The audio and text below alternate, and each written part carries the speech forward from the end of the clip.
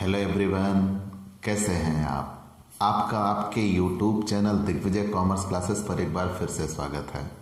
हम आपके लिए अपने इस YouTube channel Digvijay commerce classes पर डॉक्टर राम मनोहर लोहिया अवध विश्वविद्यालय के बीकॉम थर्ड ईयर, बाकी प्रत्येक यूनिवर्सिटी के बीकॉम सेकेंड ईयर में कंपलसरी सब्जेक्ट के रूप में पढ़ाए जाने वाले सब्जेक्ट इनकम टैक्स, आयकर की पूरी एक सीरीज लेके आ रहे हैं, जिसमें आपको एक तरफ से हर एक रूल और उनके प्रैक्टिकल क्वेश्चन 1 बाय 1 मिलेंगे। किसी ऑफलाइन या क्लासरूम पढ़ाई में इनकम टैक्स के लिए आप ऐसी क्लासेस नहीं पाते हो कि आपको हर एक टॉपिक 1 बाय 1 पढ़ाया जाए। आपको हमने वो सुविधा कि आप 24 घंटे में जब दिल चाहे तब पढ़ाई करिए, वो आपको दी है। मतलब ये आपकी पढ़ाई अब आपकी शर्तों पर है। स्पेशली इनकम टैक्स की पढ़ाई अगर आपकी शर्तों पर चले तो इससे बेहतर जीवन में आपके कुछ हो ही नहीं सकता। तो प्यारे दोस्तों, आप किस चिंता में हैं? अगर कॉमर्स के स्टूडेंट हैं तो हमारे सिर्फ और सिर्फ इस YouTube channel Digvijay commerce classes को सब्सक्राइब करिए, शेयर करिए, बेल आइकन दबाइए। आपके हर एक सब्जेक्ट की पूरी कंप्लीट क्लासेस 1 बाय 1 यहाँ आपको मिलेंगी। आपकी पूरी पढ़ाई आपकी शर्तों पर होगी। जब दिल चाहे तब पढ़ाई करिए। आपकी सफलता सुनिश्चित करना ही हमारा एकमात्र मकसद है। हम दिन प्रतिदिन आपके लिए अनवरत प्रयासरत रहेंगे। आपकी परीक्षा की विशेष तैयारी कराई जाएगी। आप हमसे पेड क्लास ले सकते हैं। पेड क्लास पाने के लिए आप हमारे व्हाट्सएप नंबर पर व्हाट्सएप करिए, मैसेज करिए, आपको पेड क्लास की जानकारी दे दी जाएगी, जिसमें बहुत थोड़े से शुल्क का भुगतान करके आप हमसे रेगुलर क्लास पाएंगे। पीडीएफ मिलेगा, डाउट सेशन रखा जाएगा, एग्जाम पेपर सॉल्व कराए जाएंगे। तो ये सब कुछ पाने के लिए आप हमसे पेड क्लास लीजिए। प्यारे दोस्तों, हम इनकम टैक्स की सबसे बड़ी बाधा, या यूं कह लें इनकम टैक्स के आधे हिस्से को, ये मेंटल सेटिस्फैक्शन होता है कि जिस दिन सैलरी समाप्त हो गई समझो आधा इनकम टैक्स समाप्त हो गया। तो हम आज इनकम फ्रॉम सैलरी के उस आखिरी पड़ाव पे हैं। मतलब हमने इनकम फ्रॉम सैलरी के सारे रूल बता दिए। ये 2 पार्ट में बटा हुआ लेसन है। एक इनकम फ्रॉम सैलरी है और एक इनकम फ्रॉम सैलरी रिटायरमेंट है। हमने दोनों के सारे रूल क्लियर कर दिए और एक एक करके हमने सारे प्रैक्टिकल क्वेश्चन भी आपको समझा दिए। आज आखिरी क्वेश्चंस 2 या 3 बचे हैं, जिसमें से हम आज की क्लास में जितने लगा सकते हैं, आपने जितना साथ दिया, वक्त ने जितना साथ दिया, हम उतना लगाएंगे। तो आज हम उस आखिरी क्वेश्चन पर आ चुके हैं और आपके लिए इसके बाद नए लेसन शुरू होंगे, जैसे हाउस प्रॉपर्टी, वो सब छोटे छोटे लेसन होंगे, 15-15 दिन के लेसन होंगे। तो ये सबसे महारथी पार्ट था, सबसे बेहतर पार्ट था और सबसे ज़्यादा एग्जाम में आने वाला लेसन था इनकम फ्रॉम सैलरी। तो चलिए हम आखिरी प्रैक्टिकल क्वेश्चन, मतलब ये वो सार होगा जो पिछले लेसन, इस लेसन और फिर से पिछले लेसन के लिए निकल के आएगा। मैंने कल ही आपको कहा था कि अगर कोई कर्मचारी रिटायर होगा तो रिटायर के पहले वो जॉब में रहा होगा। तो जितने दिन वो जॉब में रहा है उतने दिन के लिए तो हम पिछले लेसन इनकम फ्रॉम सैलरी के रूल लगाएंगे। जब वो रिटायरमेंट बेनिफिट प्राप्त करेगा तो इस लेसन के रूल लगेंगे और अगर वो नई नौकरी शुरू कर देता है तो फिर से पिछले लेसन के रूल लगेंगे। मतलब हमें कितनी बार? 3 बार घूम घूम के सॉल्व करना होगा और ये श्योर है होगा।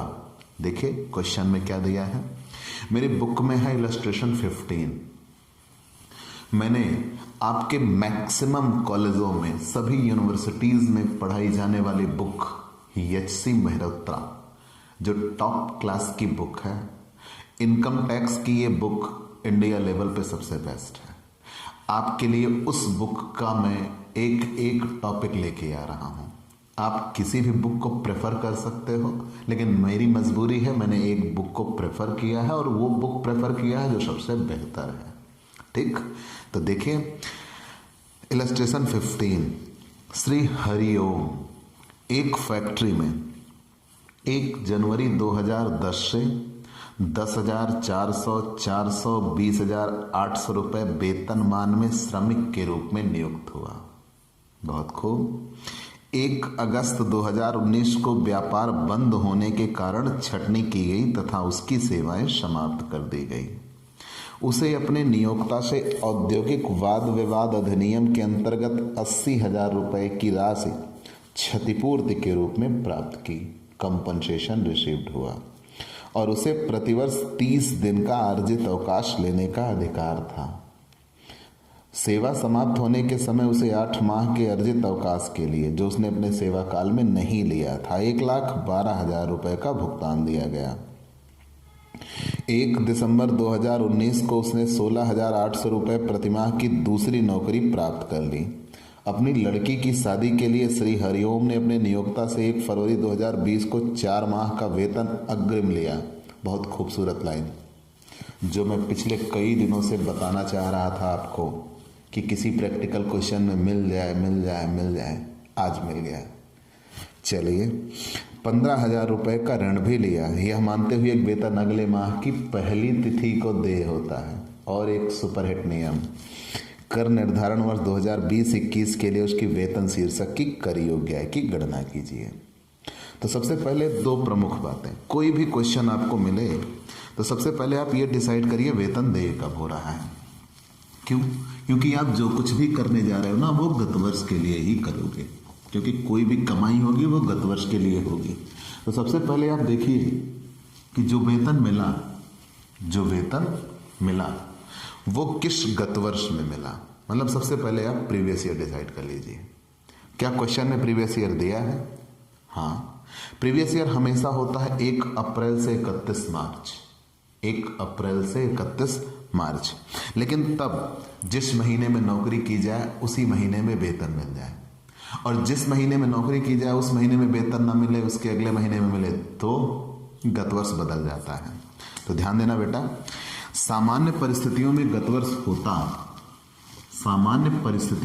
वर्ष होता 1 अप्रैल 2019 से 31 मार्च 2020।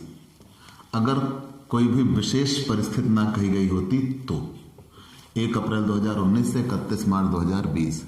लेकिन यहाँ कहा है कि जब वेतन नौकरी कर रहे हैं तो उसके अगले महीने में मिल रहा है, और जैसे ही क्वेश्चन में ये कहा गया वेतन अगले महीने में मिल रहा है, तुरंत हम गत वर्ष चेंज कर देंगे। तब गत वर्ष हो जाएगा 1 मार्च 2019 से 28 या 29 फरवरी, जो भी लिख दें, 2020। मतलब ये गत वर्ष होगा अब आपका। क्यों? आप हमेशा के लिए याद रखिएगा कि जब यही एक सिचुएशन है जब गत वर्ष हम चेंज करते हैं। हमेशा गत वर्ष आपका क्या होगा? 1 अप्रैल 2019 से 31 मार्च 2020 इस वर्ष के लिए, क्योंकि आप अप्रैल 2020 से मार्च 2021 में हो, तो जिस समय में आप होते हो वो कर निर्धारण वर्ष होता है, और जो आपके ठीक पहले बीता हुआ होता है वो गत वर्ष होता है। तो अभी हम अप्रैल 2020 से मार्च 2021 में सांस ले रहे हैं, और इसके पहले बीता क्या है? 2019-20। 1 अप्रैल 2019 से 31 मार्च 2020 ये हमारा गत वर्ष है, मान लिया। लेकिन इस क्वेश्चन में ये कहा गया है जिस महीने नौकरी की गई है वेतन अगले माह में मिलता है।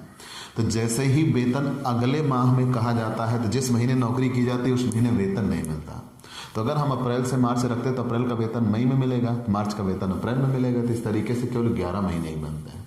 लेकिन जब हम ऐसे करते हैं तो गत वर्ष 1 महीना पहले कर देते हैं, तो मार्च का वेतन कब मिलेगा? अप्रैल में। फरवरी का वेतन कब मिलेगा? मार्च में। तो अप्रैल से मार्च बन जाएगा, इसलिए गत वर्ष ऐसा कर दिया जाता है। ठीक है, हमेशा याद रखिएगा कि जब कभी वेतन अगले महीने की किसी तारीख को देय हो, वो 1 तारीख को हो, 10 तारीख को, डजंट मैटर, बस नेक्स्ट मंथ हो, कि जिस महीने नौकरी की जाए उस महीने वेतन ना मिले, उसके अगले महीने में मिले, तो गत वर्ष चेंज कर देते हैं। हमने बदल दिया। अब गत वर्ष हमारा हो गया 1 मार्च से 28 फरवरी। अब क्वेश्चन में वेतन मान दिया है ग्रेड पे, चलिए ग्रेड पे सॉल्व करते हैं। ग्रेड पे और वो भी कैसे दिया हुआ है देखिएगा।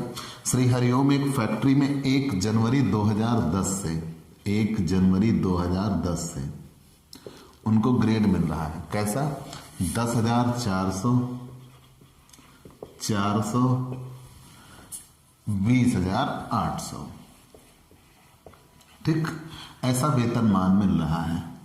और उनकी छटनी कब की गई 1 अगस्त 2019 को उनकी छटनी की गई। 1 अगस्त 2019 को उनकी छटनी की गई। आइए हम वेतनमान से उनका वेतन निकालते हैं।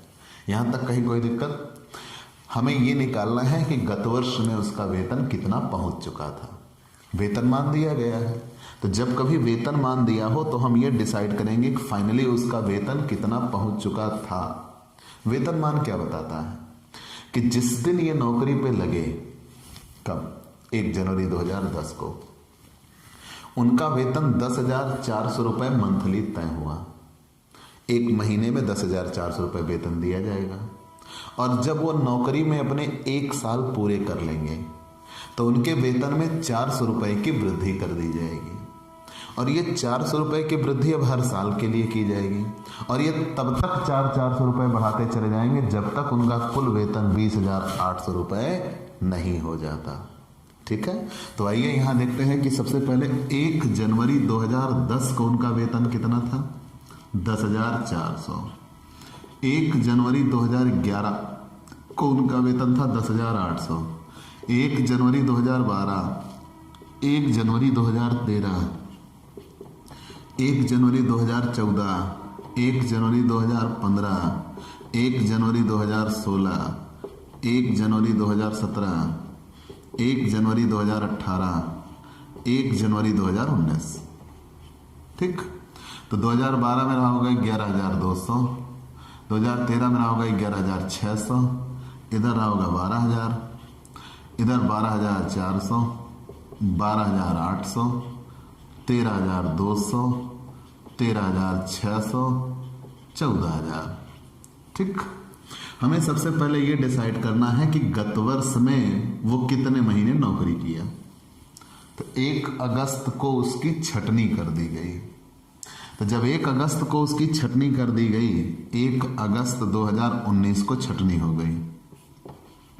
1 अगस्त 2019 को छटनी, तो 1 अगस्त 2019 को छटनी होने के पहले वो कितने महीने नौकरी कर चुका था? मार्च, अप्रैल, मई, जून, जुलाई, कितने महीने नौकरी कर चुका था? 5 महीने। और ये हर साल जनवरी में इनका वेतन इतना इतना इतना इतना हो जाता है। तो 2019 की जनवरी को कितने रुपए हो गया था? 14,000। तो मतलब रिटायरमेंट के पहले मार्च, अप्रैल, मई, जून, जुलाई वो हर महीने कितने रुपए वेतन पा रहे थे? 14,000 रुपये वेतन पा रहे थे रिटायरमेंट के ठीक पहले। यहाँ तक कहीं कोई दिक्कत हो तो बोल दीजिएगा। कंफर्म? आपने ये पूरा डिसाइड कर लिया वेतनमान कैसे बना? तो मैंने ये कहा कि जिस महीने नौकरी की गई है वेतन उस महीने में नहीं मिला है, वेतन उसके अगले महीने में मिला है, तो हमने गत वर्ष बदल दिया। एक प्रॉब्लम सॉल्व।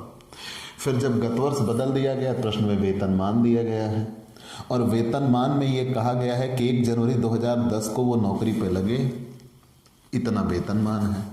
जब 1 जनवरी 2010 को नौकरी पे लगे, इतना वेतनमान है, तो हम एक तारीख को 1 जनवरी 2010, 2011, 2012, 2013 ऐसे ऐसे ऐसे निकालते हुए चले गए। ठीक, और प्रत्येक वर्ष उनके वेतन में 400 रुपये की वृद्धि होती चली गई। और ये वृद्धि तब तक होगी जब तक उसके वेतन 20,800 रुपये नहीं पहुंच जाते। चलिए मान लिया। अब अगर इतना डिसाइड हो चुका है तो क्वेश्चन में ये डिसाइड करिए कि वो अपने गत वर्ष में कितने महीने नौकरी किया। तो रिटायर हुए या छटनी कर दी गई उनकी अगस्त में, तो अगस्त के पहले तो नौकरी कर रहे थे। तो मार्च, अप्रैल, मई, जून, जुलाई, मतलब कितने महीने उन्होंने नौकरी की? 5 महीने। तो 5 महीने का वेतन। ठीक है, तो यहाँ कंपुटेशन ऑफ टैक्सेबल सैलरी। ठीक है, इलस्ट्रेशन 15 है। Computation of taxable salary. Computation of taxable salary for the assessment year 2020-2021। ठीक,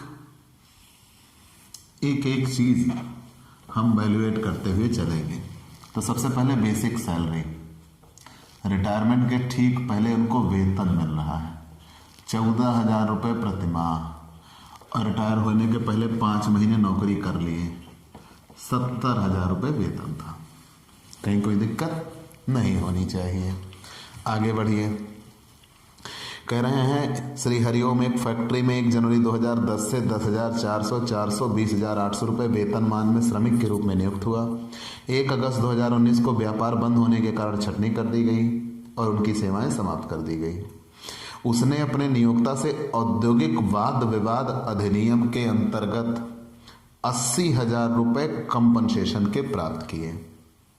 तो कंपनसेशन निकालने के पहले देख लीजिए वो कितने साल नौकरी कर चुका है लगातार।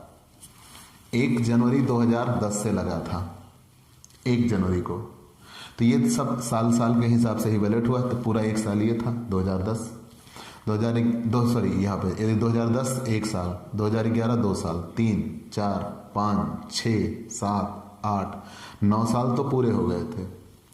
लेकिन 10वें साल में वो अगस्त को रिटायर हो गया, तो मतलब जुलाई तक, तो कितने साल? 9 साल 7 महीने वो नौकरी कर चुका है। 9 साल 7 महीने की नौकरी करने के बाद वो रिटायर हो रहा है। ठीक, तो यहाँ औद्योगिक बाद हम चलिए यहाँ पे compensation, compensation on retrenchment, compensation on retrenchment. अब हम इस पार्ट पे आ गए हैं। कंपनसेशन मिला है ना, वो भी रिट्रेंचमेंट पे। तो सबसे पहले ये देखिए कि कंपनसेशन अगर मिला किस पर? छटनी की दशा में मिला। तो छटनी की दशा में अगर कंपनसेशन मिलता है तो सबसे पहले ये देखिए कि वो केंद्र सरकार का कर्मचारी तो नहीं है। अगर केंद्र सरकार का कर्मचारी है या किसी केंद्रीय योजना के अंतर्गत मिल रहा है तो कर मुक्त होता है। ये केंद्र सरकार के कर्मचारी नहीं है। Non government employ, non government employ, जब नॉन गवर्नमेंट एम्प्लॉय हैं तो यहाँ औद्योगिक विवाद अधिनियम के अंतर्गत निर्धारित राशि कितनी? लगातार नौकरी के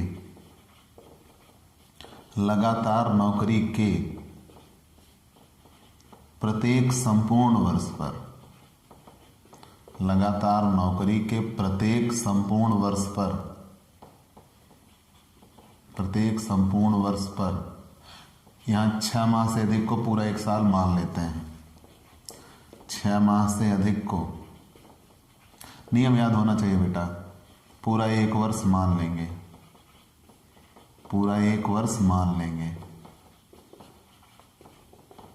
ठीक, तो हमने सेंटेंस क्या बनाया? लगातार नौकरी के प्रत्येक संपूर्ण वर्ष पर औसत वेतन के आधार पर, औसत वेतन के आधार पर 15 दिन का वेतन। ये औसत वेतन कैसे निकाला जाएगा? इस पे 3 नियम है। औसत वेतन कैसे निकाला जाएगा? इस पे 3 नियम है। कौन कौन से? अगर आपकी नौकरी मंथली बेस रही है तो पिछले 3 महीने के वेतन का औसत।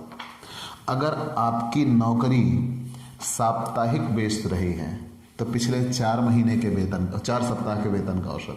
और अगर आप दैनिक आधार पर मजदूरी पाते हैं तो पिछले 12 दिन की मजदूरी का औसत। ठीक है, तो लेकिन यहाँ देखिए कि पहले तो कंपनसेशन मिला, चूंकि इनकी छटनी कर दी गई। जब इनकी छटनी कर दी गई तो इनको कंपनसेशन दिया गया, और जैसे ही कंपनसेशन दिया गया आप उसके रूल पे आ गए कि कितना कर मुक्त होगा, कितना कर योग्य होगा। क्यों? क्योंकि जितना कर योग्य होगा वही उतना वेतन में जुड़ेगा, बाकी शेष चीजें छोड़ दी जाएंगी।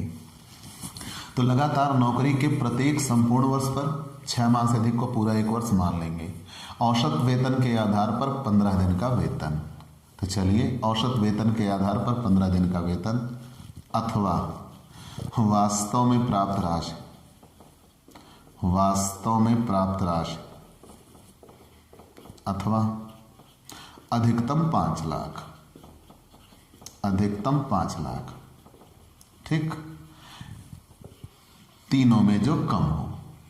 ध्यान देना बेटा, वही उतना कर मुक्त होता है। लेकिन लेकिन लेकिन लेकिन ये जो है ये औद्योगिक विवाद अधिनियम 1947 के अंतर्गत तय मानक के अनुसार प्राप्त है। तो चलिए पहले इनका औसत वेतन निकालिए, एवरेज सैलरी।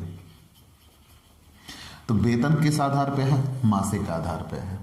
तो जिस दिन रिटायर हुआ उसके ठीक पीछे के 3 महीने का वेतन का औसत लिया जाएगा। जिस दिन रिटायर हो रहे हैं उसके पीछे के ठीक 3 महीने के वेतन का औसत लिया जाएगा। तो last 3 month salary, last 3 month salary, salary में क्या क्या आएगा? तो सैलरी में तो आपका मूल वेतन आता है, ठीक है, सैलरी में आपका मूल वेतन आता है, या जिन्हें हम नकद में बदल सकें वो सब कुछ आता है। लेकिन यहाँ क्वेश्चन में केवल और केवल एक चीज दिया गया है, मूल वेतन 14,000 रुपये बेसिक सैलरी, और कुछ दिया ही नहीं है। तो 14,000 रुपये आपका मूल वेतन था हर महीने, 3 महीने में 42,000, ये 3 महीने का कुल वेतन था 42,000। तो 3 महीने का एवरेज सैलरी कितना होगा? 42,000 भागे 3 मतलब 14,000। यहां तक तो कहीं कोई दिक्कत नहीं होनी चाहिए। फिर से सुन लीजिए, अगर आपकी नौकरी मंथली बेस पर है तो पिछले 3 महीने के वेतन का औसत, तो पहले पिछले 3 महीने का कुल वेतन निकालेंगे, फिर बट्टे 3 कर देंगे, औसत आ जाएगा। अभी आप सोच रहे हो कि ये 14,000 था तो ये भी 14,000 है, तो फिर ऐसा हम क्यों करें? चीज़ें बदल भी सकती हैं, यहाँ बदली नहीं है, इसलिए हमें औसत तो निकालना ही होगा। ठीक है, हो सकता है महीने चेंज हुए हों, अमाउंट चेंज हुआ हो तब, ठीक है। तो पहले अंतिम 3 महीने का वेतन का औसत, तो जब रिटायर हुआ उसके ठीक पहले उसका वेतन कितने रुपए था? 14,000 था। तो अंतिम 3 महीने के वेतन का औसत 14,000 निकल के आया। तो औसत वेतन के आधार पर आधे माह का वेतन, तो 14 आधे माह मतलब 15 दिन, 1/2 15 दिन का वेतन, तो 14,000 औसत वेतन निकल के उसका 1/2 कर देंगे, 15 दिन का वेतन आ जाएगा। गुणे जितने साल नौकरी किया है, नौकरी हुई है 9 साल 7 महीने, तो 6 माह से अधिक को पूरा साल मान लेंगे, मतलब 10 साल। तो यहाँ भी 70,000 रुपये आ जाएगा। कैसे? 14,000 का बटे 2 करेंगे 7,000, गुणे 10 करेंगे 70,000। वास्तव में प्राप्त राशि रिटायरमेंट के समय जब उनकी छटनी की गई, जिनको वास्तव में कितने रुपए दिए गए? 80,000 और अधिकतम 5 लाख। तीनों में कम कौन से हैं? 70,000। यही इतना कर मुक्त होगा। तो आइए यहाँ हम देखते हैं compensation, compensation on retrenchment, compensation on retrenchment. 80,000 रुपये कंपनसेशन मिला है, लेस एग्जेम्प्ट, कर मुक्त कितना होगा? लेस एग्जेम्प्ट, कर मुक्त है 70,000, तो बचे कितने? 10,000, वही टैक्सेबल। कंफर्म, बच गए 10,000, वही उन्हें क्या हो गए? टैक्सेबल। तो आप एक काम करिए भाई, सबसे पहला काम आप इनका स्क्रीनशॉट ले लीजिए, क्योंकि अभी और वर्किंग नोट हैं, हमें वो लगाने हैं, तो हम इसे मिटा देंगे। तो प्लीज़ वर्किंग नोट आप स्क्रीनशॉट ले लीजिए। वो वर्किंग नोट ग्रेड पे का है और ये वर्किंग नोट कंपनसेशन का है। ध्यान देना, वर्किंग सैलरी माने कुछ नहीं, working note, everything is working note. तो ये रूल था, पूरा अप्लाई हुआ, मतलब अभी तक एक रूल था ये। अभी इस क्वेश्चन का एक छोटा सा पार्ट, उसको रिट्रेंचमेंट मिला, रिट्रेंचमेंट के समय उसको कंपनसेशन मिली, तो हमने देखा कंपनसेशन उसकी कितनी एग्जेम्प्ट हो गई। तो जिस दिन वो रिटायर हुआ उसके ठीक पीछे के 3 महीने के वेतन का औसत, उस औसत के आधार पर 15 दिन का वेतन, जितने साल नौकरी की है उतने साल के लिए। वास्तव में प्राप्त राशि और अधिकतम 5 लाख, तीनों में जो कम होगा वही उतना कर मुक्त होगा। नियम तो याद होने ही चाहिए बेटा, मैंने कल ही आपको याद कराए हैं, और अगर नहीं याद है तो दिक्कत है। फिर से जान लीजिए, अगर कोई कर्मचारी रिटायर प्राप्त करता है, मतलब उसकी छटनी कर दी जाती है, तो छटनी होने के ठीक पहले वो जितने साल लगातार नौकरी किया है, तो ये नौकरी किए थे 9 साल 7 महीने, मतलब उसे 10 साल मान लिया जाएगा। तो जितने साल लगातार नौकरी किया है उसके लिए 15 दिन का वेतन, ठीक है, अथवा वास्तव में प्राप्त राशि अथवा अधिकतम 5 लाख। तो चलिए आप स्क्रीनशॉट ले चुके हैं, ठीक। हम एक एक वर्किंग नोट निकालते हुए चलेंगे। उसकी अभी हमें ज़रूरत है। देखिए क्वेश्चन में अब क्या दिया है, 80,000 रुपये क्षतिपूर्ति की राशि प्राप्त की, इतना तो हमने लगा लिया। उसे प्रतिवर्ष 30 दिन का अर्जित अवकाश लेने का अधिकार था, मतलब हर साल उनको 30 दिन की छुट्टी मिलती है। यही छुट्टी तो इनकम टैक्स भी देता है। 1 साल की नौकरी के लिए 1 महीना, और इनकी संस्था भी 1 साल की नौकरी के लिए 1 महीना छुट्टी दे रही थी, मतलब कोई विवाद है ही नहीं, दोनों के सेम नियम है। तो कह रहे हैं कि जिस दिन वो रिटायर हुआ 30 दिन का अर्जित अवकाश लेने का अधिकार था। सेवा समाप्त होने के समय उसे 8 माह के अर्जित अवकाश जो उसने अपनी सेवा काल में नहीं लिया था, मतलब अपने पूरे जीवन में ये 8 महीने की छुट्टी जमा कर चुका है। तो जब छुट्टी जमा किया है उसे इनकैशमेंट ऑफ अर्न लीव कहेंगे। Encashment of earn leave. चलिए अब छुट्टी वाला पैसा हल करते हैं। तो छुट्टी में क्या नियम था, अवकाश ग्रहण। अब एक एक नियम याद करना होगा बेटा। देखिएगा सीडी प्लेयर में इतनी जल्दी कैसेट में गाने नहीं चेंज होते जितनी जल्दी रूल चेंज होंगे। अवकाश ग्रहण या सेवानिवृत्त के ठीक पूर्व, अवकाश ग्रहण या सेवानिवृत्त के ठीक पूर्व 10 माह के औसत वेतन के आधार पर, 10 माह के औसत वेतन के आधार पर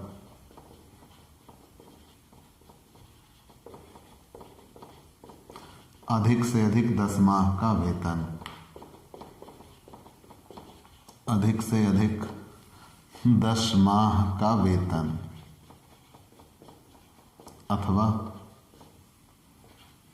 अथवा सेवा काल में न लिए गए अर्जित अवकाश, सेवा काल में न लिए गए अर्जित अवकाश, अर्जित अवकाश की मान्य अवधि के लिए, अर्जित अवकाश की मान्य अवधि के लिए औसत वेतन के आधार पर गर्णित राशि, औसत वेतन के आधार पर गर्णित राशि, औसत वेतन के आधार पर गर्णित राशि अथवा वास्तव में प्राप्त राशि। बेटा नियम याद करने ही होंगे। वास्तव में प्राप्त राशि अथवा अधिकतम 3 लाख, अधिकतम 3 लाख। तो सबसे पहले व्हिच एवर इज लेस, सबसे पहले हमें औसत वेतन निकालना होगा, एवरेज सैलरी। और एवरेज सैलरी कितने की, जिस दिन वो रिटायर हुआ उसके ठीक पीछे के 10 महीने के वेतन का औसत। वेतन में इस क्वेश्चन में मूल वेतन है, महंगाई भत्ता, महंगाई वेतन और बिक्री पर कमीशन होता तो वो भी शामिल हो जाता। तो यहाँ पे आता है क्या नियम है कि अगर कर्मचारी नौकरी में रहते हुए छुट्टी प्राप्त करे लेकिन वो छुट्टी ना ले, उस छुट्टी में भी काम करता रह जाए, मतलब वो अपनी छुट्टी अपने मालिक के यहाँ जमा कर देता है।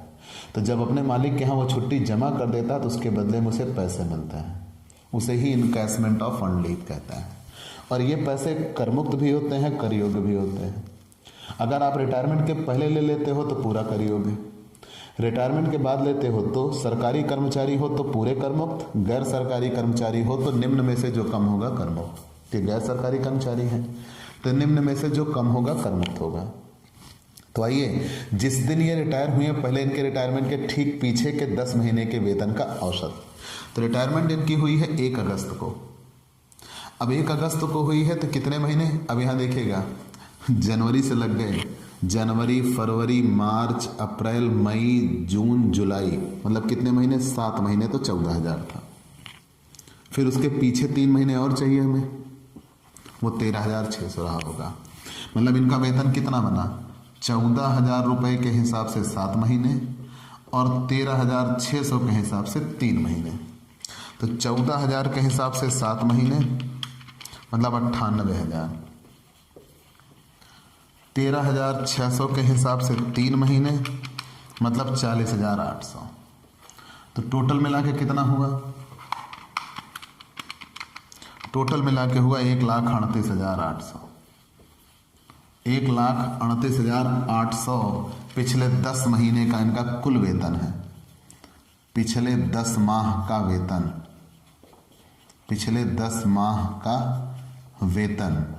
तो पिछले 10 माह का वेतन है इनका 1,38,800। तो अगर 1,38,800 है तो एवरेज सैलरी कितनी आएगी? 1,38,800 डिवाइडेड बाई 10, 13,880।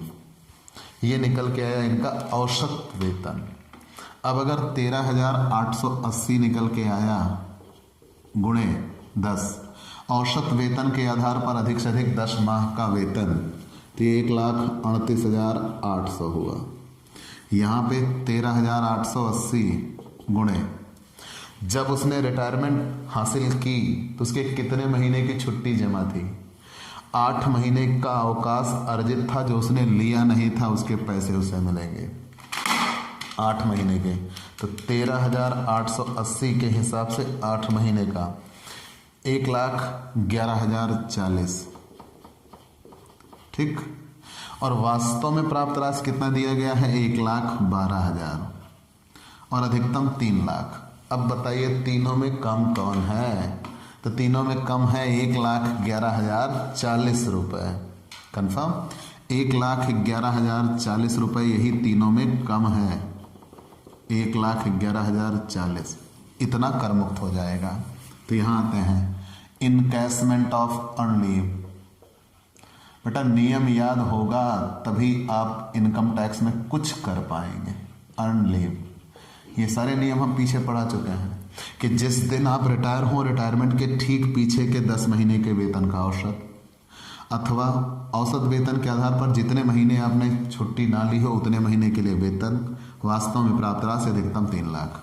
चारों में जो कम है 1,11,040। इनकैशमेंट ऑफ अर्न लीव मिला है 1,12,000 लेस एग्जेम्प्ट कर मुक्त 1,11,040 घटा देंगे 960 रुपये करियोग। तो आप इसका स्क्रीनशॉट ले लीजिए, हम इसे फिर से मिटाते हैं। भाई एक एक वर्किंग नोट निकलता चला जा रहा है, हम इसे फिर से मिटा देंगे। चलिए, आप नियमों के बादशाह बन जाएंगे, इतने नियम हैं इनकम टैक्स में। चलिए अब आइए देखते हैं। अब उनकी पुरानी नौकरी की झंझट समाप्त हुई। फिर कह रहे हैं 1 दिसंबर 2019 को उसने 16,800 रुपये प्रतिमाह की दूसरी नौकरी प्राप्त कर ली। फिर से नई नौकरी शुरू। ये पुरानी नौकरी थी, पिछला पार्ट। ये रिटायरमेंट बेनिफिट थे, इस पार्ट। अब ये नई नौकरी शुरू हो गई। बेसिक सैलरी कितने रुपए? 16,800 रुपये पर दिसंबर में नौकरी शुरू की। तो दिसंबर, जनवरी, फरवरी, गत वर्ष हमने बदल दिया है ना, गत वर्ष तो हमारा मार्च से फरवरी है, तो 3 महीने नौकरी हुई। तो 16,800 दिसंबर, जनवरी, फरवरी, 16,800 के हिसाब से 3 महीने का वेतन 50,400। अब वो बेहतर नियम जो मैं बताना चाह रहा था आपको, 16,800 के आधार पर 3 महीने का वेतन मिल गया। अब देखिएगा क्वेश्चन में क्या लिखा है कि श्री हरिओम ने अपने नियोक्ता से 1 फरवरी 2020 को 4 महीने का वेतन एडवांस ले लिया। एडवांस सैलरी देखना बेटा, ये नई नौकरी शुरू की है दिसंबर में नौकरी की, वेतन लिया। जनवरी में नौकरी की, वेतन लिया। फरवरी में नौकरी करने के पहले एडवांस ले लिया। कितने महीने का? 4 महीने का एडवांस ले लिया। तो एडवांस किस महीने के लिए था? फरवरी के लिए, मार्च के लिए, अप्रैल के लिए, मई के लिए। तो जब वो फरवरी में नौकरी करेंगे तो क्या उन्हें वेतन मिलेगा? नहीं मिलेगा, क्योंकि ऑलरेडी उनका एडवांस एडजस्ट होगा। तो एडवांस उनका केवल कितने महीने का बचेगा? 3 महीने का। 1 महीने का इसमें एडजस्ट हो जाएगा। और इसी में दिक्कत कर जाते हैं बच्चे, और वो 4 महीने का एडवांस लिख देते हैं और पूरा क्वेश्चन उनका गलत हो जाता है। फिर से ध्यान दे लीजिए कैसे। दिसंबर में नौकरी की, वेतन लिया। जनवरी में नौकरी की, वेतन लिया। फरवरी में जैसे ही 1 तारीख लगी मालिक के पास चले गए, एडवांस ले लिया, 4 महीने का एडवांस ले लिया। तो वो 4 महीने का एडवांस था 1 फरवरी को, लेकिन जिस दिन 28 फरवरी हुई, फरवरी की नौकरी समाप्त हुई, तो मालिक कहेगा भाई वेतन एडवांस में ऑलरेडी हम फरवरी का दे चुके हैं एडजस्ट, तो फरवरी का वेतन एडजस्ट हो जाएगा। क्योंकि एडवांस सैलरी कहते किसे हैं कि जब कभी कर्मचारी अपने आने वाली नौकरी के बदले में पहले ही वेतन प्राप्त कर ले, उसे एडवांस सैलरी कहते हैं। और तत्काल एडवांस सैलरी एडजस्ट कर दी जाएगी, आपको फिर वेतन नहीं दिया जाएगा। हाँ, फरवरी में 4 महीने का एडवांस लिए थे, तो मार्च अप्रैल मई वाला एडवांस अगले साल का है, वो मिला इस साल है तो इस साल टैक्सेबल हो जाएगा। ठीक है, तो वेतन 3 महीने का था, तो फरवरी में जो एडवांस था वो वेतन बन गया, क्योंकि उसमें नौकरी कर दिया। तो एडवांस केवल कितने महीने का बचेगा? 3 महीने का बचेगा। तो 16,800 गुणे 3, 50,400। ना समझ में आया? फिर सुन लीजिए, फरवरी में अगर यही 28 फरवरी का एडवांस लिया होता तो फिर पूरे 4 महीने का एडवांस होता। तो चूंकि उसने 1 फरवरी को एडवांस लिया, तो जब फरवरी की नौकरी भी कर देगा तो उसका एडवांस वो बन जाएगा क्या? वेतन बन जाएगा, क्योंकि अब वो नौकरी करके हिसाब चुकता कर देगा। तो जब नौकरी करके हिसाब चुकता कर देगा तो वो एडजस्ट हो जाएगा। फिर एडवांस केवल कितने महीने का बचेगा? 3 महीने का। और आगे बढ़ जाते हैं। और उसने अपनी बिटिया की शादी के लिए 15,000 रुपये का ऋण लिया। ऋण पर ब्याज की तो टैक्सेबल देखे हैं, लेकिन ऋण 15,000 का है और अगर 20,000 रुपये तक लोन लिया जाए तो उस पर कोई ब्याज नहीं बनता, वो कर मुक्त होता है। कंफर्म? वो उस पर कोई ब्याज नहीं बनता, वो क्या होता है? कर मुक्त होता है। यहाँ तक अगर कहीं कोई दिक्कत हो तो बोल दीजिएगा। चलिए जोड़ लगाते हैं ग्रॉस सैलरी। सिर्फ 5 लाइन का क्वेश्चन है बेटा। ग्रॉस सैलरी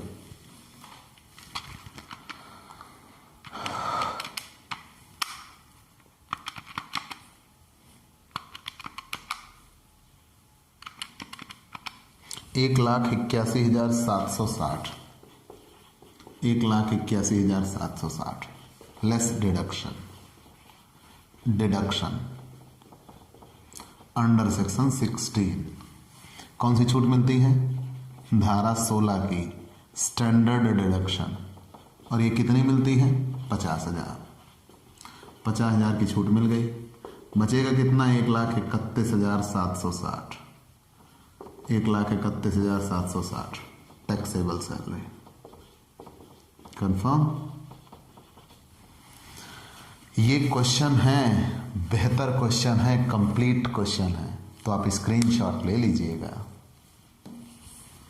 आगे बढ़ते हैं। जब भी आपको वेतन निकालना हो, आप अपने आप को एकदम कंसंट्रेट रखिएगा, नहीं तो दिक्कत में आ जाएंगे। ठीक, नियमों का एक पुलिंदा होगा। आप देख रहे होंगे 5 लाइन में क्वेश्चन सॉल्व हुआ, लेकिन उसके लिए कितने वर्किंग नोट मिल गए। ठीक, तो ऐसे ही क्वेश्चन मिलेंगे। ये कंप्लीट सैलरी का क्वेश्चन है। ठीक है, कंप्लीट क्वेश्चन। अब 2 ही इलस्ट्रेशन आपकी बुक में बचे हुए हैं, एक हम लगा देते हैं, एक आप लगा लीजिएगा। हम दोनों मिलकर जब ये काम करेंगे तो बेहतर तरीके से काम संपन्न हो जाएगा। चलिए देखते हैं। मिस्टर यादव 1 अप्रैल 1987 से एक कंपनी में सेवारत था। The payment of gratuity act के अंतर्गत आता है। ग्रेच्युटी भुगतान अधिनियम 1972 के अंतर्गत आता है।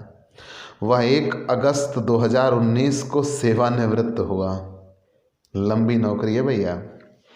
आगे कह रहे हैं सेवानिवृत्त होने के समय उसका वेतन 80,000 रुपये मासिक था और उसे 2,000 रुपये की वार्षिक वृद्धि प्रतिवर्ष 1 अप्रैल को देय होती है। बहुत अच्छे। कई वर्षों से 2,000 रुपये मासिक महंगाई भत्ता भी मिल रहा था और वह अपने मूल वेतन का 14% प्रमाणित प्रोविडेंट फंड में अंशदान करता है तथा कंपनी भी उसके बराबर राशि का अंशदान करती है। उसने 10,000 रुपये मासिक मकान किराया भत्ता भी मिल रहा था और यद्यपि वह अपनी पत्नी के मकान में रह रहा है जिसका वह कोई किराया नहीं देता। मकान का उचित किराया 800 रुपये प्रतिमाह है। श्री यादव का ही यह मकान था, परंतु उसने उसे बिना उचित प्रतिफल के अपनी पत्नी के नाम हस्तांतरित कर दिया था। 16 लाख रुपए ग्रेच्युटी तथा 12 लाख रुपए प्रोविडेंट फंड की राशि प्राप्त हुई। 2019-20 से उसे 3,20,000 रुपये पेंशन प्राप्त हुई है। यह मानते हुए एक वेतन माह के अंतिम दिन देय होती है। तो जब वेतन माह के अंतिम दिन देय होती है तो पहला काम तो गत वर्ष नहीं बदलेगा। चलिए मान लिया। अब आइए देखते हैं वो कितने साल नौकरी किए और रिटायरमेंट के पहले उनका वेतन क्या था। रिटायरमेंट के पहले वेतन क्या था आप यही इतना जान लीजिए, और कहीं कोई उसका वेतन बदलने की औसत वेतन नहीं निकालना पड़ेगा, जितनी चीज़ें दी गई हैं। तो सबसे पहले देखिए वो रिटायर हुए हैं मिस्टर यादव 1 अप्रैल 1987 को नौकरी पे लगे। मिस्टर यादव 1 अप्रैल 87 को नौकरी पे लगे, मान लिया। और उनको रिटायरमेंट कब मिली? 1 अगस्त 2019 को रिटायर हुए। 1 अगस्त 2019 को रिटायर हुए। तो देखिएगा 1 अप्रैल, और हर साल 1 अप्रैल को वेतन बढ़ जाता है। तो अप्रैल 87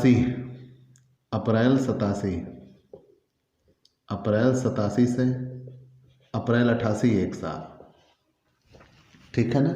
ध्यान देना भाई, 1 अप्रैल 1987 को नौकरी पे लगे, हम उंगली पे जोड़ते हुए चले चलते हैं।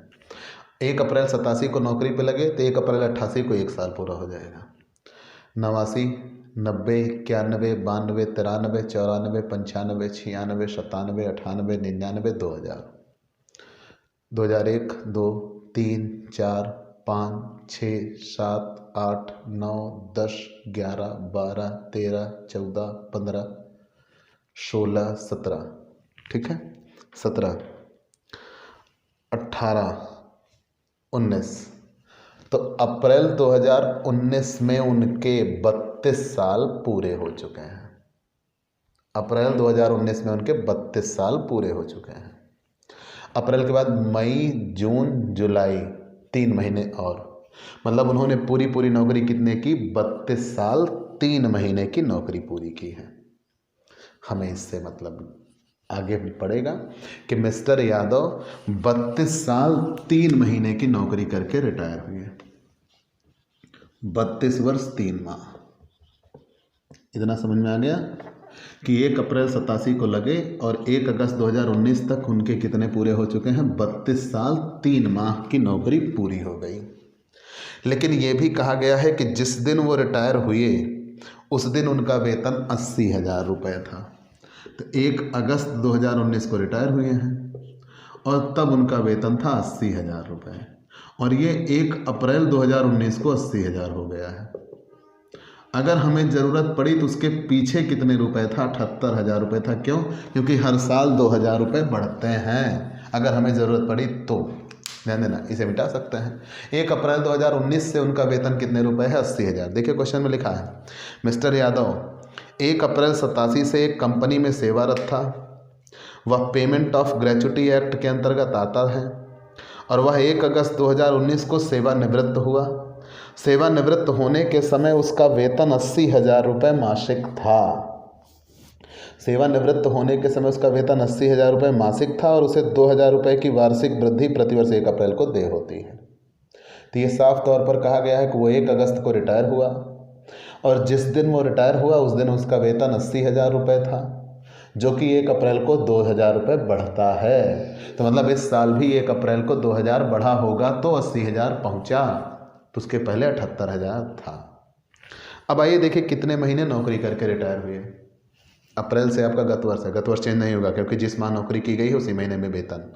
तो अप्रैल, मई, जून, जुलाई, कितने महीने वेतन मिलेगा? 4 महीने।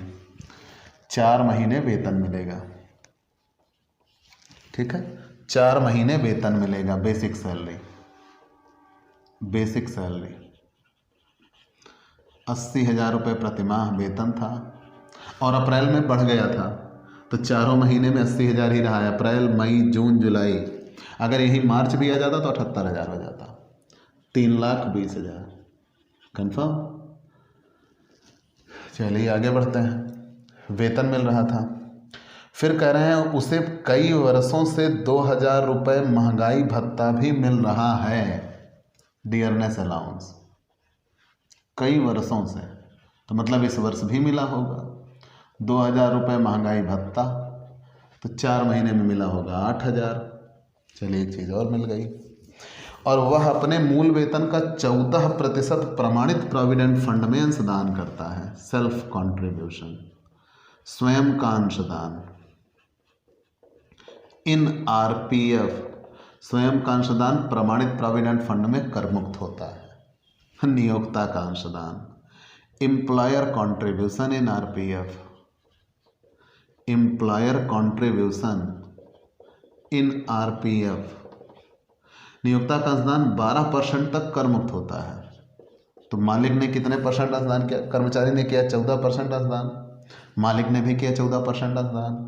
12% वेतन का कर मुक्त होगा, बचा कितने परसेंट? 2% कर योग्य होगा, at the rate of 2% of salary. Salary में 4 चीज़ें जुड़ती हैं, मूल वेतन, महंगाई भत्ता, महंगाई वेतन और बिक्री पर कमीशन। महंगाई भत्ता है ज़रूर, लेकिन सेवा की शर्तों के अंतर्गत नहीं है, इसलिए नहीं जुड़ेगा। केवल और केवल क्या रहेगा? मूल वेतन। तो मूल वेतन है 3,20,000, 3,20,000 का 2%, 6,400 टैक्सेबल। कन्फर्म? यहाँ तक समझ में आ गया कैसे ये हो गया? महंगाई भत्ता नहीं जुड़ा, क्यों? क्योंकि वो सेवा की शर्तों के अंतर्गत नहीं है। क्लियर? फिर से जान लीजिए, नियोक्ता का अंशदान वेतन का 2% कर मुक्त, वेतन का 12% कर मुक्त, मालिक ने किया 14% अंशदान, तो 2% ज़्यादा किया है, जितना ज़्यादा किया है उतना कर योग्य। तो वेतन में क्या आया? मूल वेतन। महंगाई भत्ता सेवा की शर्तों के अंतर्गत नहीं है, इसलिए नहीं जुड़ता। ठीक है। Meaning of salary provident fund के लिए, फॉर प्रोविडेंट फंड, मूल वेतन, महंगाई भत्ता तब अगर सेवा की शर्तों के अंतर्गत हो, महंगाई वेतन और बिक्री पर कमीशन। तो क्वेश्चन में मूल वेतन तो है, महंगाई भत्ता नहीं है, महंगाई वेतन नहीं है, बिक्री पर कमीशन नहीं है। महंगाई भत्ता है जरूर, लेकिन सेवा की शर्तों के अंतर्गत नहीं है। तो यही 3,20,000 उसका वेतन होगा, उसी का 2%। आगे बढ़ जाते हैं। और क्या दिया है? उसे 10,000 रुपये मासिक मकान किराया भत्ता भी मिल रहा है, हाउस रेंट अलाउंस। नियम पढ़ाया है, अगर मालिक अपने कर्मचारी को मकान किराए पर लेने के लिए नकद पैसा दे तो उसे मकान किराया भत्ता कहते हैं। और अगर कर्मचारी किसी ऐसे मकान में रह ले जहां उसे किराया ना देना पड़े, तो फिर वो पूरा टैक्सेबल हो जाता है, उस पर कर मुक्ति नहीं मिलती। आगे जस्ट लिखा है, यद्यपि वह अपनी पत्नी के मकान में रह रहा है जहां उसे किराया नहीं देना पड़ता। तो 10,000 के हिसाब से 4 महीने का 40,000 मकान किराया भत्ता मिला है, पूरा पूरा कर योग्य हो गया। ठीक। फिर से जान लीजिए, अगर कर्मचारी किसी ऐसे मकान में रहता है जहां उसे किराया नहीं देना पड़ता, तो मकान किराया भत्ता पूरा का पूरा कर योग्य होगा, फिर उसकी कोई कर मुक्ति नहीं मिलेगी। और अगर किराया देता है तो फिर 4 नियम है, actual HRA received or rent paid by employ minus 10% of the salary या 40 या 50% ऑफ द सैलरी। मकान के उचित किराए से हमसे कोई मतलब नहीं है, यह मकान श्री यादव का ही था, परंतु उसे इन्होंने बिना उचित प्रतिफल के अपनी पत्नी को दे दिया। अब उन्हें 16 लाख रुपए ग्रेच्युटी मिली है और 12 लाख रुपए प्रोविडेंट फंड की राशि प्राप्त हुई है, 3,20,000 रुपये पेंशन भी प्राप्त हुई है। अब इतनी चीज़ें हमें यहाँ पर दिया गया है। ठीक। 3,20,000 रुपये पेंशन भी प्राप्त हुई है। पेंशन में कुछ लिखा नहीं है, ठीक है ना, पेंशन भी प्राप्त हुई है। चलिए आगे एक एक करके वैल्यूएट करते हैं। पहले ग्रेच्युटी निकालते हैं। ठीक है, पहले हम क्या निकालेंगे? ग्रेच्युटी। आइए देखते हैं।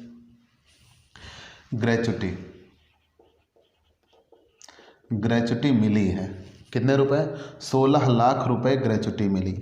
तो ग्रेच्युटी के लिए सबसे पहले आप ये देखिए कि अगर ग्रेच्युटी मिलती है तो सरकारी कर्मचारी को मिली कि गैर सरकारी कर्मचारी को मिली। अगर ग्रेच्युटी सरकारी कर्मचारी को मिली तो पूरी पूरी कर मुक्त। अगर ग्रेच्युटी गैर सरकारी कर्मचारी को मिली तो तब तो भैया कुछ कर मुक्त होगा, कुछ कर योग्य। फिर वहाँ 2 नियम हैं, क्या वो ग्रेच्युटी भुगतान अधिनियम 1972 के अंतर्गत आता है कि नहीं आता? तो ये ग्रेच्युटी भुगतान अधिनियम 1972 के अंतर्गत आता है। ठीक है, ग्रेच्युटी। तो सबसे पहले ग्रेच्युटी अदर एम्प्लॉय मतलब गैर सरकारी कर्मचारी, अदर एम्प्लॉई। अगर अदर एम्प्लॉई है तो तुरंत हम देखेंगे ग्रेच्युटी भुगतान अधिनियम 1972 नॉट अप्लाइड। ग्रेच्युटी भुगतान अधिनियम 1972 के अंतर्गत नहीं आता। ग्रेच्युटी पेमेंट एक्ट 1972 के अंतर्गत नहीं, ग्रेच्युटी भुगतान अधिनियम 1972 के अंतर्गत आता है। ठीक है, क्वेश्चन में शुरू में लिखा है कि मिस्टर यादव एक कंपनी में सेवारत थे, the payment of gratuity act के अंतर्गत आता है। तो पहले नियम है कि अगर ग्रेच्युटी मिली तो देखेंगे सरकारी कर्मचारी या गैर सरकारी कर्मचारी। सरकारी कर्मचारी को मिलने वाली ग्रेच्युटी करमुक्त होती है। गैर सरकारी कर्मचारी के लिए दो नियम, क्या वो ग्रेच्युटी भुगतान अधिनियम 1972 के अंतर्गत आता है या नहीं आता? तो ये आते हैं। तो नियम है निम्न में से जो कम होगा करमुक्त होगा। क्या? नौकरी के प्रत्येक संपूर्ण वर्ष पर, नौकरी के प्रत्येक संपूर्ण वर्ष पर, नौकरी के प्रत्येक संपूर्ण वर्ष पर अंतिम माह के वेतन के आधार पर, अंतिम माह के वेतन के आधार पर, अंतिम माह के वेतन के आधार पर 15 दिन का वेतन, 15 दिन का वेतन। 6 माह से अधिक को पूरा 1 साल मान लेंगे, 6 माह से अधिक को पूरा वर्ष मान लेंगे, पूरा वर्ष मान लेंगे। ठीक, 6 माह से अधिक को पूरा वर्ष मान लेंगे। चलिए इतना मान लिया। अथवा वास्तव में प्राप्त ग्रेच्युटी, वास्तव में प्राप्त ग्रेच्युटी, वास्तव में प्राप्त ग्रेच्युटी अथवा अधिकतम 20 लाख, अधिकतम 20 लाख, अधिकतम 20 lakh, which ever is less. तब सबसे पहले हम अंतिम माह का वेतन, अंतिम माह का वेतन। तो अंतिम माह के वेतन में 2 चीज़ें लिखी जाती हैं, मूल वेतन, महंगाई भत्ता, चाहे सेवा की शर्तों के अंतर्गत हो या ना हो। तो इस क्वेश्चन में दोनों है। मूल वेतन कितने रुपए है? 80,000। महंगाई भत्ता है 2,000। दोनों मिला के कितना हो गया? 82,000। तो 15 दिन का वेतन, तो 15 दिन का वेतन क्या आएगा? अंतिम माह का वेतन, अंतिम माह का वेतन गुणे 15/26, 1 महीने बराबर 26 दिन माना जाता है। तो 82,000 गुणे 15/26, तो 82,000 गुणे 15/26 ये 47,307 रुपये 60 पैसे, हम जिसे 47,308 भी कह सकते हैं। 47,308 रुपये। यहाँ तक कहीं कोई दिक्कत हो तो बोल दीजिएगा। 47,307 रुपये 60 पैसे हैं या 69 पैसे हैं। चलिए फिर से ध्यान दे लीजिएगा। सबसे पहले ये देखें कि इनको ग्रेच्युटी मिली है। तो जब ग्रेच्युटी मिली है तो ये देखेंगे कि ये गैर सरकारी कर्मचारी हैं, ग्रेच्युटी भुगतान अधिनियम 1972 के अंतर्गत आते हैं। तो नौकरी के प्रत्येक संपूर्ण वर्ष पर अंतिम माह के वेतन के आधार पर 15 दिन का वेतन, 6 माह से अधिक को पूरा वर्ष मान लेंगे। ठीक, तो यहाँ हमने अंतिम माह का वेतन, मूल वेतन, महंगाई भत्ता दोनों जोड़ दिया, अंतिम माह का वेतन आ गया। तो 15 दिन का वेतन, लास्ट मंथ सैलरी इंटू 15/26, तो 82,000 गुणे 15/26, 47,308। कितने साल नौकरी की है? 32 साल 3 महीने, तो पूरे 32 साल। 3 महीने छोड़ दिया, पार्टली पीरियड 6 महीने से ज़्यादा होता तो पूरा मान लेते। तो 47,308 गुणे 32, ठीक, तो 15,13,856, 15,13,856, 15,13,856। हम चाहें तो यहाँ ये 70 पैसे था तो इसको ऐसे भी कर सकते हैं। 47,307 रुपये 69 पैसे, 307 रुपये 69 पैसे गुणे 32, तब क्या होगा? तो 47,307 रुपये 69 पैसे गुणे 32, तो 15,13,846 रुपये, 15,13,846 रुपये। वास्तव में प्राप्त ग्रेच्युटी, जब रिटायर हुआ तो उसको ग्रेच्युटी कितने रुपए दी गई? 16 लाख। अधिकतम 20 लाख। तीनों में कम कौन है? एग्जेम्प्ट। तीनों में कम है 15,13,846 रुपये। ग्रेचुटी मिली है 16 लाख, लेस एग्जाम्ड, ठीक, लेस एग्जाम्ड। तो देखिए करमुक्त कितनी होगी, मिली है 16 लाख रुपए। जब ग्रेचुटी मिली है 16 लाख रुपए, उसमें से करमुक्त है 15,13,846 रुपए। 16 लाख में से 15,13,846 रुपये, 86,154 रुपये बचते हैं, वो टैक्सेबल होगा, ठीक। फिर प्रोविडेंट फंड से लंप सम मिला है, lump sum received from recognised provident fund, RPF, recognised provident fund. तो रिकॉग्नाइज्ड प्रोविडेंट फंड से चाहे जितना मिले वो क्या होता है, करमुक्त होता है, कंफर्म। अब उसे पेंशन मिली है, उसे गत वर्ष 2019-20 में पेंशन मिली है। यहाँ ये नहीं कहा है कि ये कमिटेड है या अनकमिटेड, लेकिन इतना ज़रूर कहा है कि 2019-20 में पेंशन मिली है। तो पेंशन फॉर 2019-20 मतलब ये 1 साल में मिली है, मतलब ये मासिक आधार पे है। और अगर मासिक आधार पे पेंशन हो तो वो पूरी कर योग्य होती है, फिर उसमें कोई कर मुक्ति नहीं मिलती। चलिए जोड़ लगाते हैं, ठीक।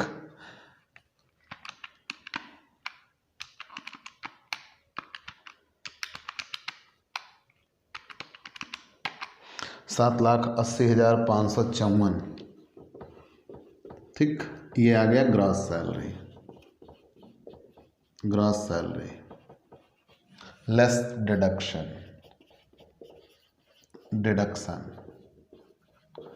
अंडर सेक्शन 16, कौन सी, स्टैंडर्ड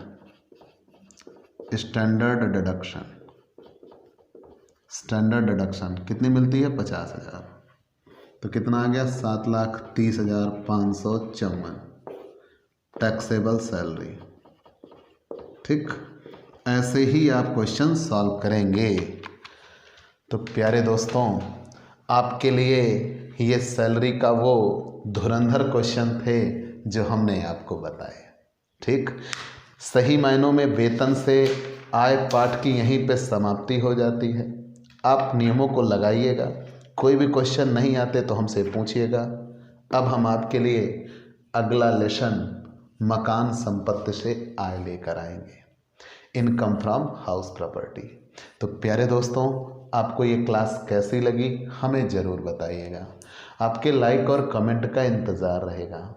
और आप हमसे पेड क्लास ले सकते हैं। पेड क्लास पाने के लिए आप हमारे व्हाट्सएप नंबर पर व्हाट्सएप करिए, मैसेज करिए, आपको पेड क्लास की पूरी जानकारी दे दी जाएगी, जिसमें आप बहुत थोड़े से शुल्क का भुगतान करके हमसे एक रेगुलर क्लास पा सकते हैं। पीडीएफ मिलेगा, डाउट सेशन रखा जाएगा, एग्ज़ाम पेपर सॉल्व कराए जाएंगे। तो ये सब कुछ पाने के लिए आप हमसे पेड क्लास लीजिए। तो आज की क्लास में इतना ही, चलते हैं दोस्तों, बाय बाय दोस्तों।